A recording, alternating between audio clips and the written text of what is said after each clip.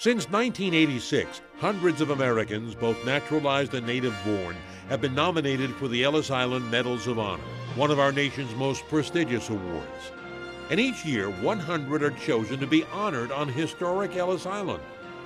In 2012, NECO, the National Ethnic Coalition of Organizations, honored business leaders, medical researchers, scientists, military heroes, sports figures, and entertainment stars.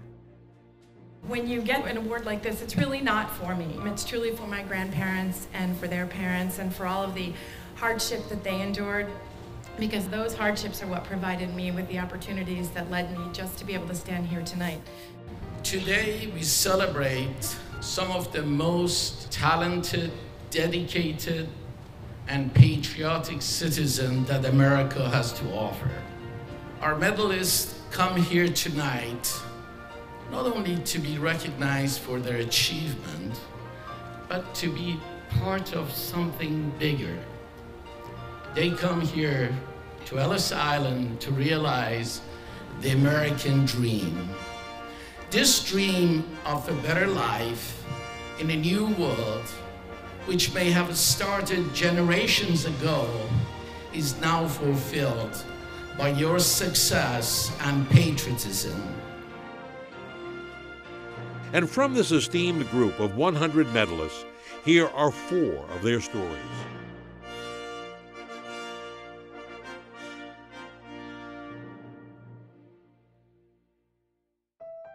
David Lusinger. David Lusinger is the superintendent of the Statue of Liberty and Ellis Island National Monument and has been a good friend to NECO for many years. What my mom and dad told me is that you'd know you were a success if the world was just a little bit better off because you lived in it. And to be grouped in with a bunch of folks that have accomplished that have made it their life's mission to make life better for other folks, it's just overwhelming. Dr. Lena Doshi. Dr. Lena Doshi is the founder and owner of one of the largest privately held radiology diagnostic firms in America.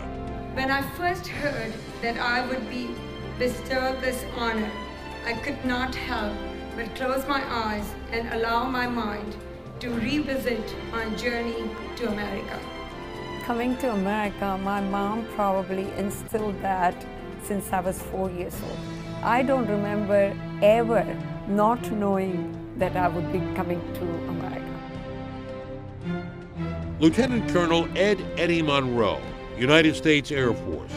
Lieutenant Colonel Eddie Monroe fought for freedom in the skies over Europe during World War II and was one of the legendary Tuskegee Airmen, the nation's first African-American fighter squadron.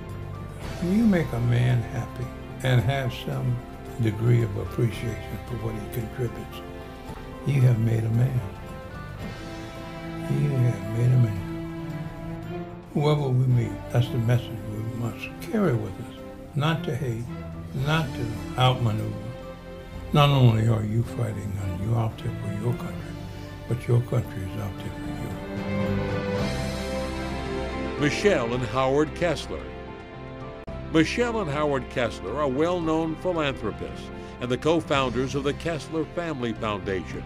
We have been a partnership from the beginning for people who came from really, really modest backgrounds, extraordinary where we are. It may sound corny, but we both come from the attitude of better town, better country, better world.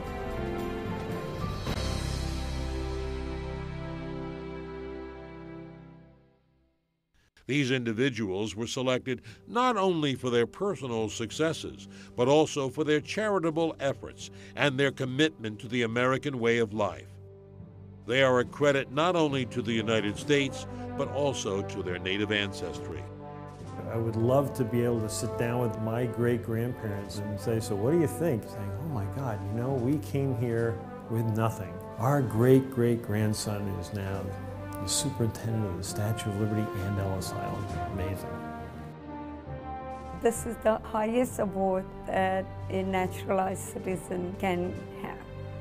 I sometimes say, how did I get here? I mean, how did all that happen? It's humbling. It truly is humbling. The energy is amazing, and you take back so much when you're exposed to people like that.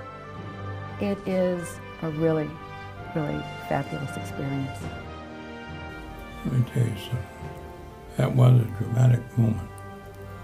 And how I reacted to it was, we won.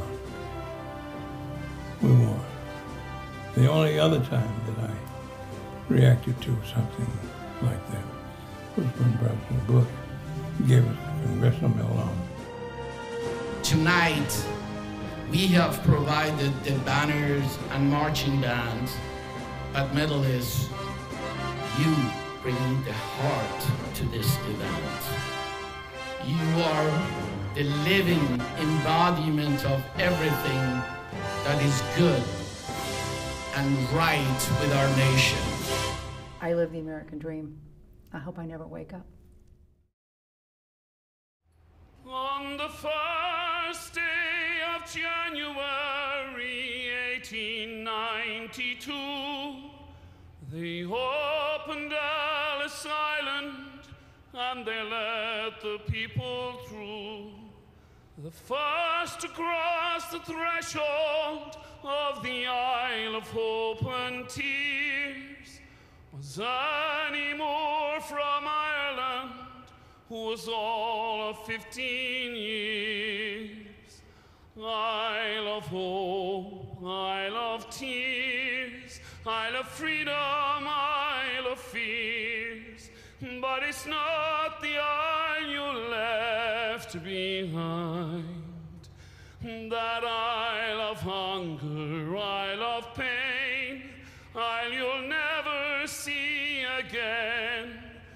But the Isle of home is always on your mind. When they closed on Ellis Island in 1943, 17 million people had come there for sanctuary.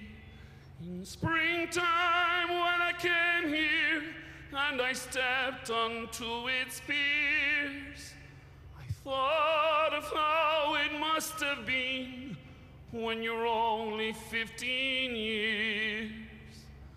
Isle of hope, Isle of tears, Isle of freedom, Isle of fears.